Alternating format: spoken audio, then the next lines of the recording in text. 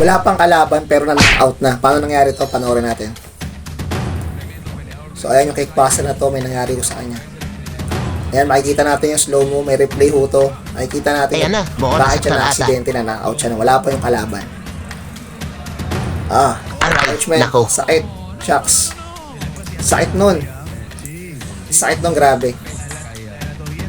Yung tipong aksidente na hindi mo gustong mangyari, no? Walang sino may gusto. Ito yung lesson learned dito. At credit sa video na to, no? This video is not mine. So, nakita ko lang sobrang viral nito. At yung mga nagko-comment dito. No, sobrang kasing excited itong kickboxer na to, eh. No? So, totoo lang. Hindi ko kilala yung kickboxer dito kasi medyo hindi ako nanonood ng boxing, no? Sa sports na to. Boxing lang talaga ang medyo pinapanood ko. Actually, wala akong ganong kilala. So, yun lang. So, ayan nga nangyari, no, mga Triple R TV. Sobrang, yung lesson learned nga, is na sinasabi ko nga, na napakahirap na maaksidente. Tapos, ang result ng laro nito is parang cancel. Kasi, hindi na makakalaban yung na-aksidente, syempre. Anong mangyari sa kanya? Hindi na patas yung laban kung itutuloy pa. Na-injured nga po siya. So, napakahirap po ng ganitong sitwasyon, no?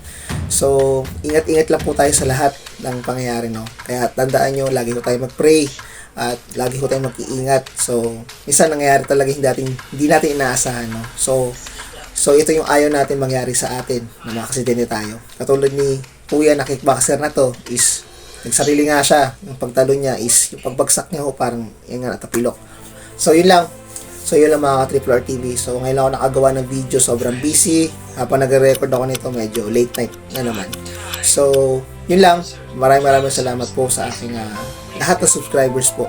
So, sa aking YouTube channel, please subscribe naman po dito at paki-like and share po. At maraming salamat po sa lahat ng followers ko sa Facebook, no. So, hanggang dito lang po mga Triple R TV. Maraming salamat po. And peace out.